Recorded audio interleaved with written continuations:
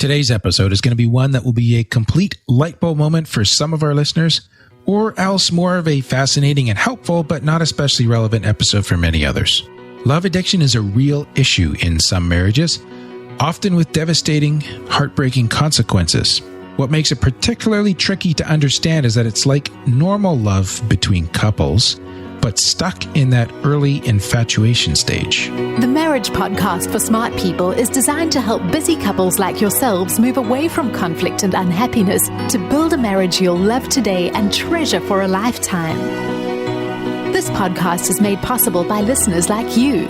Learn how you can help save marriages, prevent divorces, and keep families intact by going to oyf.support. Once again, that website is oyf.support. And now, here are your hosts, Caleb and Verlynda Simone Gindel from Only You Forever.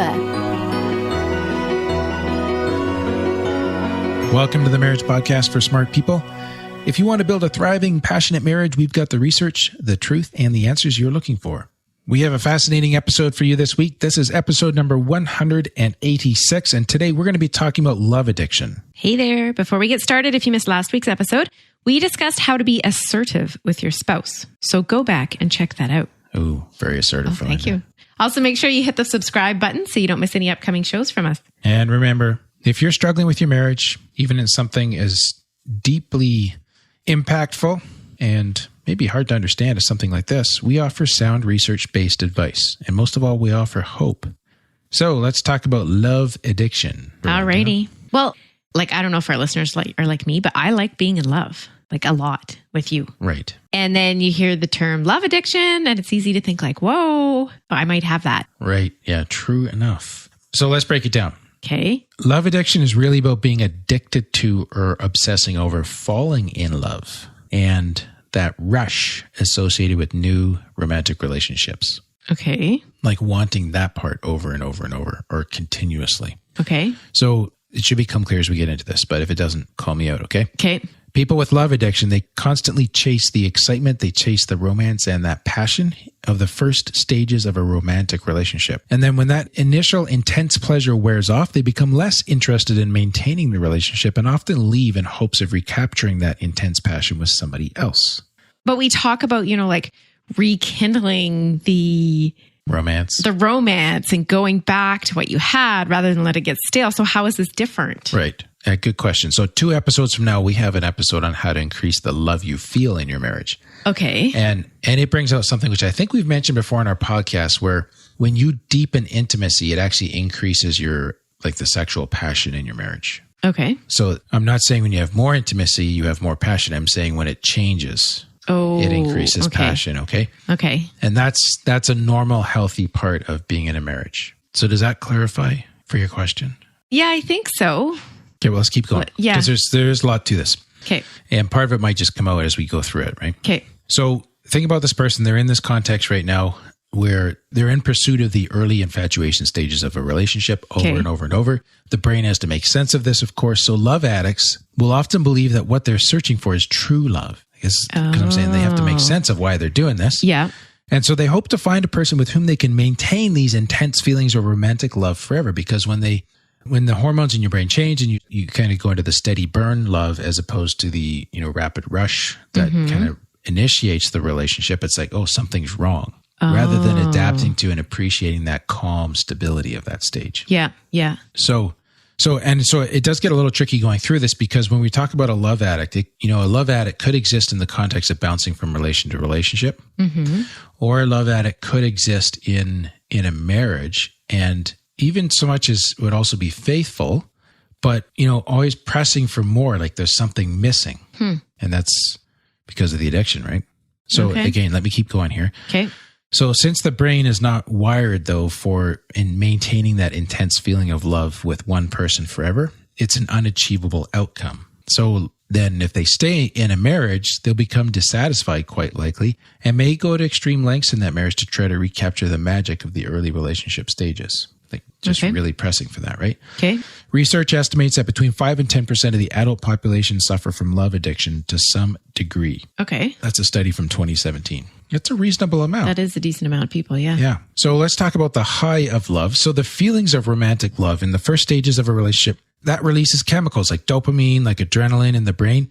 And that's part of where that feeling of intense pleasure and energy and even sexual arousal comes from during early stages of a relationship with a new romantic partner. And those are the same chemicals actually that end up being released during sex and also when abusing drugs such as cocaine and heroin. Mm-hmm. And so what you learn from this is that romantic love activates the unconscious reward system in the brain or the subconscious reward system. And that motivates a person to want to keep experiencing more.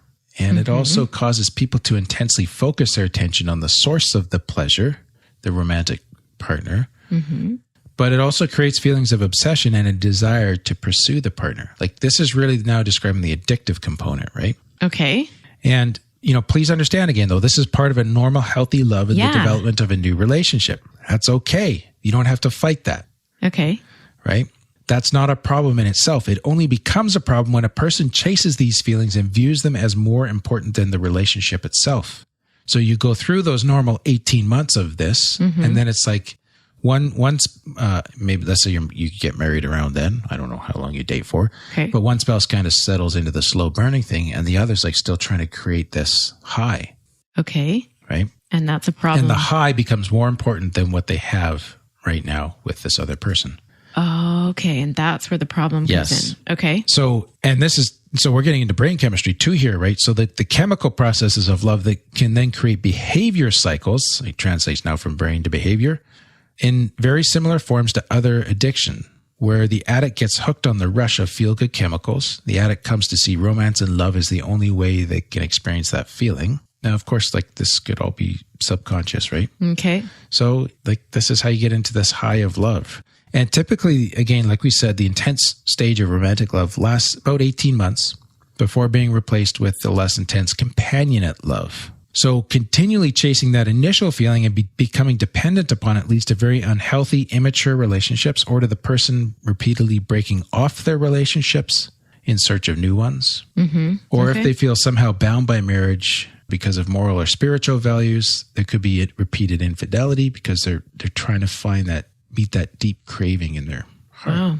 Okay. Now, as you can imagine, this can become harmful. But this is, I don't know if this has come out a little bit already, but there are some researchers that argue that even normal, healthy love has a lot of similarities to addiction. Huh. So this is a study from 2017. Okay. So for example, love produces feelings of intense pleasure. It motivates a person to keep seeking contact with the source of that pleasure. Yeah.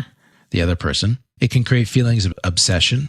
And it can cause feelings of sadness when the object of your desire is not available. Yes. And all of this is very similar to patterns found in addiction. But remember this, we're still talking about healthy here, right? Okay. Healthy addiction? No. We're just saying that this is where love can look like addiction. Okay. In this phase. Okay. And so that's why I'm kind of saying there's no need to freak out here. It only becomes harmful when it interferes with the person or with their partner's well-being or with their safety. So how do you know when love has gone from healthy to harmful addiction? Yeah. Okay? Yeah. Here's 6 things. And I would say like maybe some of these you could take in isolation, but you're more looking at these as a constellation of behaviors. So you'd be looking for 3 or 4 of them, okay? Okay. So if you check one of these boxes, don't freak out. That's what I'm saying. Okay. The desire for love interfering with your ability to function in everyday life. That's a sure sign of an addiction. Okay, can we just stop for a second here? What's this desire for love? It's for that initial rush of it's intoxicating. Yeah, needing the other person. It could look like the pursuit of sex, but not necessarily. It's not the same as sex addiction, but it's the pursuit of the relationship, which may be highly characterized by sex. So this is like you can't get your work done. Your job is suffering because you're so obsessed over connecting with me. So talking about our marriage, right? Yeah.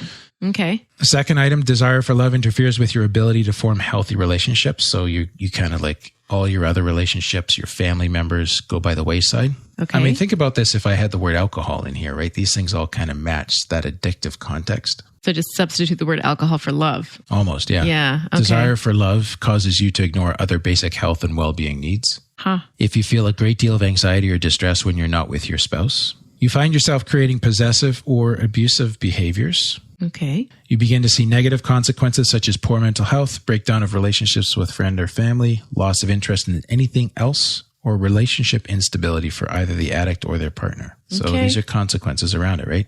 Now, again, like I said, don't take these signs out of context or alone. Be thoughtful in your application of this. That last point there is an example. You could also have that, to all sorts of different potential root issues, like other mental health issues could cause that outcome. Right. So take them as a constellation to describe a pattern of things that should be held together. Okay. Now, just to kind of clarify this further, though, let's look at some of the common characteristics of a love addict's relationship. And this is from Alexandra Kadhakis. She was one of the trainers at the last CSAT module I took.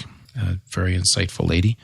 But she points out that some of the characteristics of a relationship where one or both partners could be love addicts are likely to be: 1, lacking in intimacy and trust due to being solely focused on romance and not on companionate love.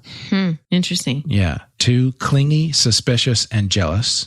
And again, don't take these things out of context, because a person can struggle with that all by itself. It doesn't mean you're a love addict. Number 3, manipulative. Number 4, using sex as a substitute for love, desiring or initiating sex with the hope of receiving love. Number 5, likely to resort to extreme lengths to get the fix of chemicals caused by love. The addict will often view this as trying to fix the relationship. Number 6, highly unstable. The addicted partner may simply leave when the passionate love fades. Number 7, high likelihood of affairs to try to meet the need for excitement, the need for romance, which is not possible to sustain in a long-term marriage. And again, I'm not saying you can't have excitement and romance in your marriage, but not the same as you had at the start. You can't maintain that 18 months throughout the duration of your marriage. It's going to change. Okay. So it's complex. Yeah. Like, I feel like there's so many caveats in here. I'm not sure. Yeah. So where we're at.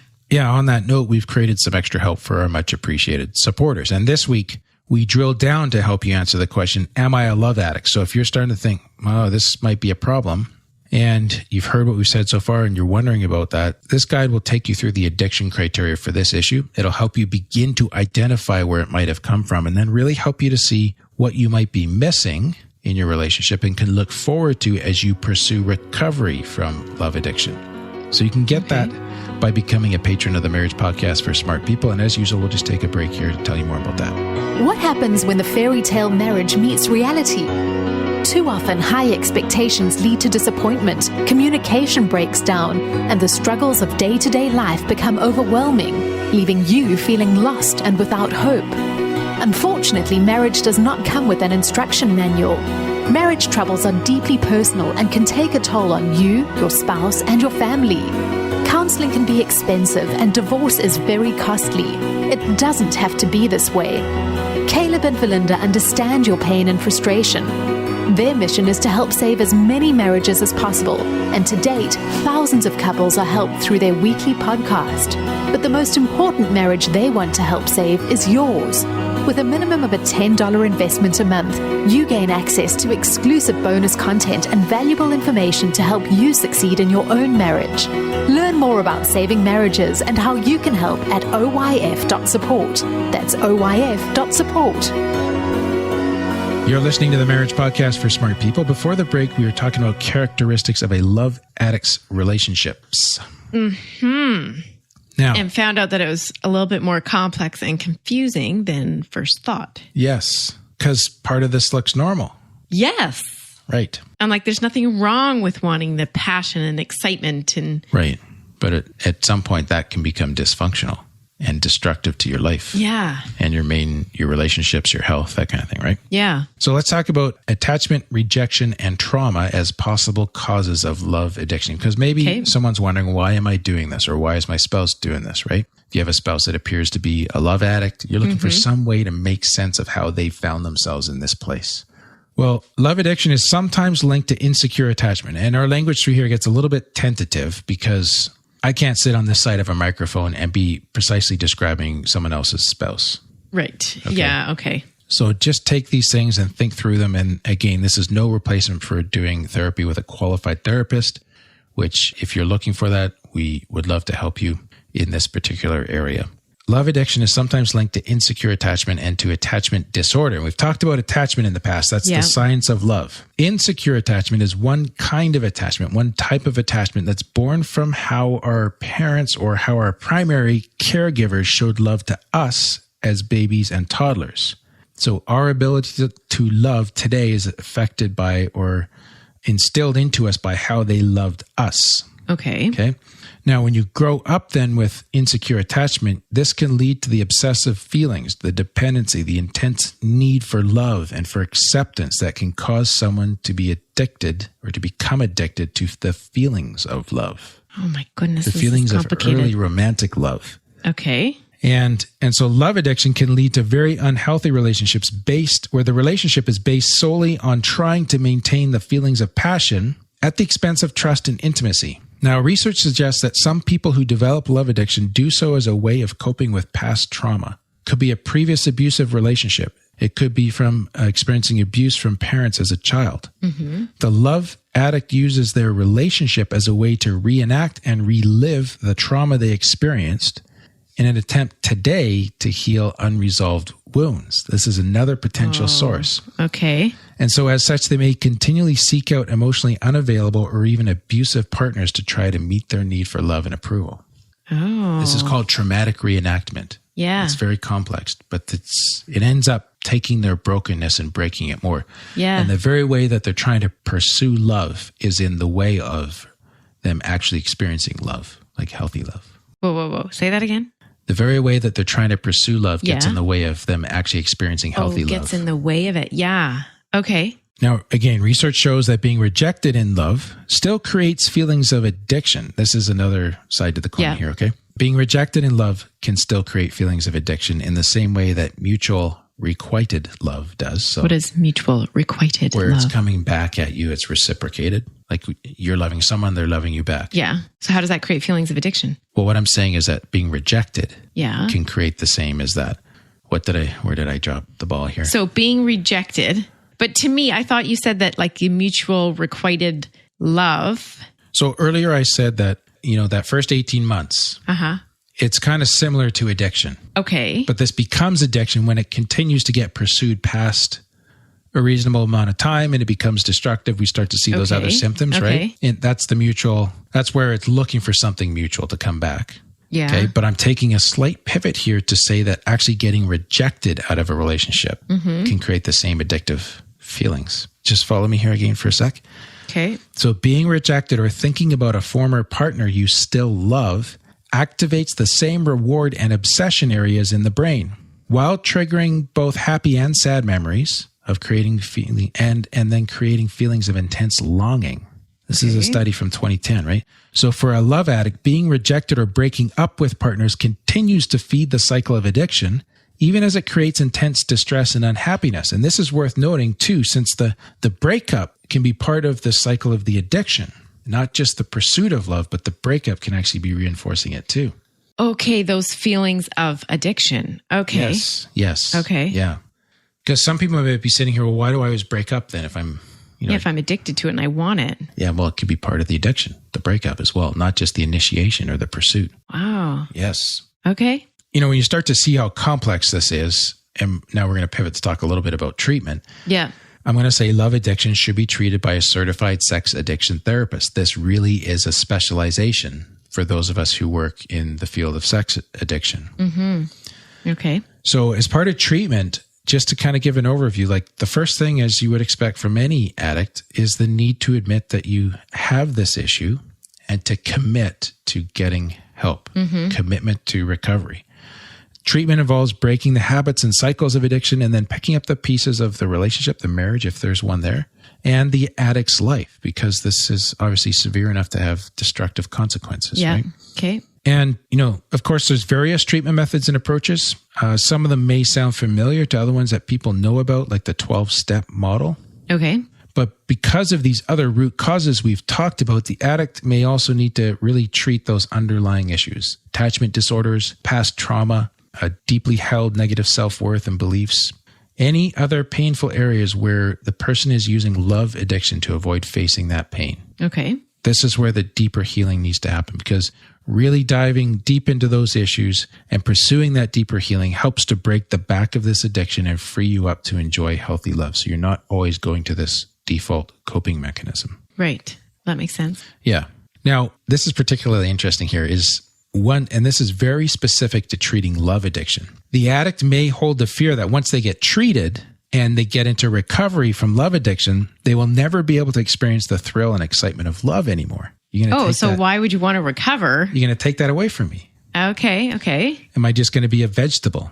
A romantic vegetable, if you know what I mean, right? Yeah, okay. So the addict spouse can help with this if married, or the therapist or someone, by showing them that healthy long-term love is always better than the unrealistic fantasy of love addiction. Because the reason why the addiction is perpetuated is because you never really get what you want. So you keep going after it. Because you're wanting the wrong thing, because you're responding to wounds, because it's not coming from a healthy place. Okay. So when you can pivot this to hold on to this belief that healthy long-term love is better, then couples can shift out of that immature love based solely on the rush of chemicals in the brain to a mature love that's based on trust, commitment, and intimacy.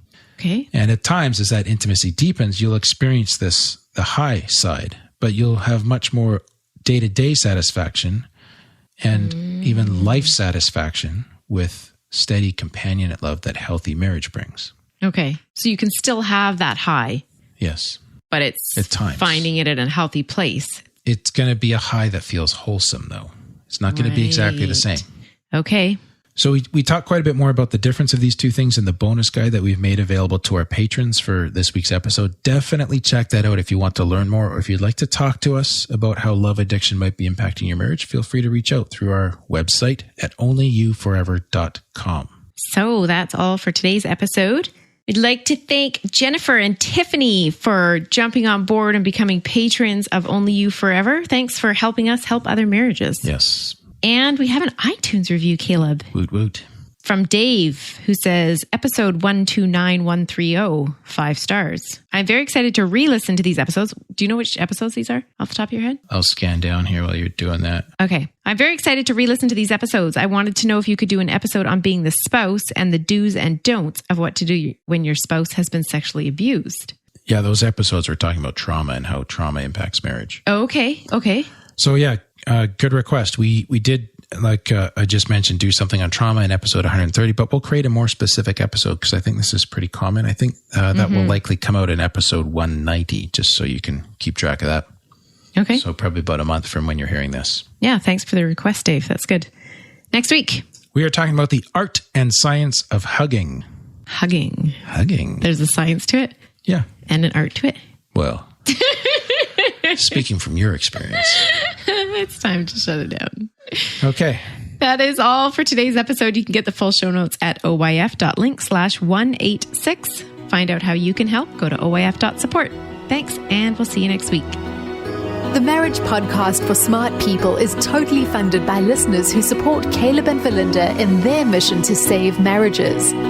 If you would like to be part of this worthy cause, open your web browser to oyf.support. A minimum investment of $10 per month will help restore hope to married couples. Plus, as a patron, you'll gain access to exclusive bonus content and valuable information to help you succeed in your own marriage. Go to the website oyf.support now for more information. Thanks for listening to the Marriage Podcast for Smart People from Only You Forever.